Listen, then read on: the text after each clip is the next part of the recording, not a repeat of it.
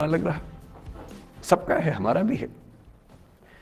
तो मेरे पिताजी हैं मस्त मौला आदमी, जैसे कबीरदास थे एकदम फक्कड़ मस्त मौला आदमी, भाड़ में जाए दुनिया उस मूड में रहते हैं, नुकसान हो जाए भाड़ में जाए। गीता का सार उन्होंने अपने मन में बिठा लिया है। उनका बड़े से बड़ा नुकसान हो जाता है तो क्या बोलते हैं, हमारा क्या था जो लाए थे, जो लिया यहीं से लिया, जो दिया यहीं दिया, साथ लेके क्या जाना है, बात खत्म। कोई टेंशन ही नहीं उनको। और बाकी सब लोग टेंशन में कि अब क्या करें, ये हो गया वो हो गया, कैसे मैनेज करें। मेरी माँ को तनाव हो जाता था, और जब पिताजी ऐसे हो तो माँ को तनाव होगा, सीधी सी बात है। अगर माँ वैसी होती पिताजी तनाव में रहते हैं, तो सामान्य बात है। जब घर में एक व्यक्ति मस्त मौला हो तो बाकी लोग तनाव तो फिर बांटेंगे ना आपस में। वो बड़ा तनाव में रहती थी। उनको घर की चिंता, बच्चों की चिंता बहुत सताती थी।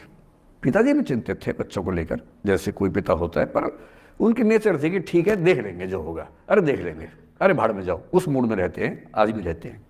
मेरी माँ 73 की उम्र से कुछ महीने पहले चल बसी, उनका जीवन समाप्त हुआ। मतलब मुझे नहीं पता कि जीवन क्यों समाप्त होता है, क्योंकि बड़े बूढ़े कहते हैं कि हर व्यक्ति की सांस का इतिहास है, सांसें लिखी हुई हैं ईश्वर ने, उतनी सांसें मिलेगी। मुझे बहुत भरोसा इस बात में है नहीं, क्योंकि भगवान ऐसा क्यों करेगा कि जापान में सांसें ज़्यादा लिखेगा और अफ्रीका में कम लिखेगा, भगवान ऐसा क्यों करेगा। और अगर सांसें पहले से लिखी हुई हैं तो हमारी जीवन प्रत्याशा क्यों बढ़ती जा रही है। अगर सांसें पहले से फिक्स हैं तो आज़ादी के समय से लेकर आज के 70 साल में जीवन प्रत्याशा लगभग 2.5-3 गुना बढ़ गई। और हम ये भी कहते हैं कि लोग खराब हैं। अगर लोग बुरे हैं तो जीवन छोटा होना चाहिए कर्मों के हिसाब से। लोग खराब हैं और जीवन बड़ा होता जा रहा है। तो मुझे उन मान्यताओं में बहुत भरोसा है नहीं कि सांसें लिखी हुई हैं। अगर सांसें लिखी होती तो मनुष्य की औसत आयु 25 साल से ऊपर नहीं होनी चाहिए थी, 25-30 मैक्सिमम। और हम 70-80 साल धूमधाम से जी रहे हैं, जिसका मतलब है कि ये भगवान से ज़्यादा इंसान ने लिखा है, मेडिकल साइंस ने लिखा है, वैज्ञानिकों ने लिखा है।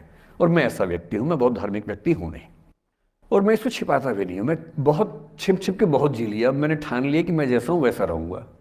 ना मुझे किसी पार्टी से मतलब है, ना किसी विचारधारा से मतलब है। मैं विचार वाला आदमी हूँ, धारा वाला नहीं हूँ। जिसको धारा में बहना है बहे, हम तो अकेले चलेंगे, विचार के साथ चलेंगे। जो ठीक लगता है वो बोलेंगे और वैसे ही रहेंगे। हाँ, गलत बोलने से बचता हूँ, किसी के बारे में गलत बोलना मुझे अच्छा नहीं लगता है, लेकिन जो सही लगता है वो तो बोलूँगा ना भाई। मेरे पिताजी 81 साल के हैं, अभी 81 साल के हुए कुछ दिन पहले, और एकदम मस्त मौला आदमी है, मुझसे ज़्यादा युवा हैं। मैं 50 साल का बूढ़ा हूँ, वो 81 साल के युवा हैं। उनके चेहरे की चमक, मतलब कई ट्यूबलाइट फेल है उनके सामने, ऐसी चमक चेहरे पर रहती है। क्यों रहती है, उसकी एक वजह यह कि वो रोज़ सुबह 2-3 घंटे प्राणायाम, योग, ध्यान, बहुत कुछ करते हैं। उनका भोजन इतना संतुलित है, सप्ताह में कम से कम एक बार, कभी कभी महीने में 4 से ज़्यादा 6-7 बार उपवास करते हैं पूरा पूरा।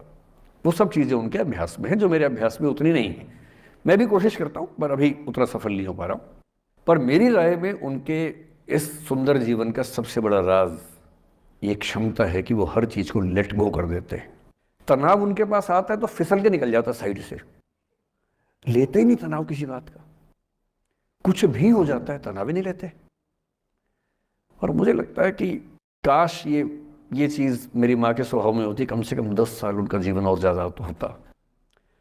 और मैं अपने अनुभव से बता रहा हूँ, बहुत विश्वास से बता रहा हूँ। मैं ना सोने जागने में नियमित व्यक्ति हूँ, ना मैं बहुत कसरत करता हूँ। ठीक हूँ, मतलब बुरा भी नहीं हूँ, ठीक हूँ। मेरी उम्र के अधिकांश लोग बीपी, शुगर, बहुत बीमारियों से ग्रस्त हैं। मैं फ़िलहाल नहीं हूँ। क्यों नहीं हूँ, मेरे पास इसका उत्तर एक ही है, मैं लोड लेता नहीं किसी बात का, दबाव लेता नहीं, तनाव लेता नहीं।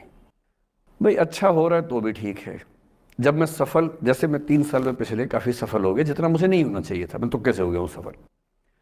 अगर मैं सफल हो गया तो मैं इस बात का लोड भी नहीं ले रहा कि मैं सफल क्यों हो गया। अरे हो गया तो कैसे तो हो गया, कई लोग हो जाते हैं, हम भी हो गए, ऐसा क्या है। कल को नहीं रहूंगा, मान लीजिए, ऐसा हो सकता है, कल को फेल हो जाऊं कहीं। फेलियर को पचाना पता नहीं कितना मुश्किल होता होगा लोगों के लिए। मैं अपने बारे में जानता हूं, मुझे मुश्किल नहीं होने वाला, क्योंकि मैंने सफलता का लोड लिया ही नहीं अपने ऊपर। विफलता मुझे क्या प्रभावित करेगी, बहुत फर्क नहीं पड़ता है। और मैं दावे से कह रहा हूं कि यदि ये टेम्परामेंट आपका हो, जो मेरे पिताजी से मैंने सीखा है, तो आप जिंदगी में सफल कितने होंगे वो एक अलग पैरामीटर है, पर आपकी जिंदगी शानदार होगी। और जितनी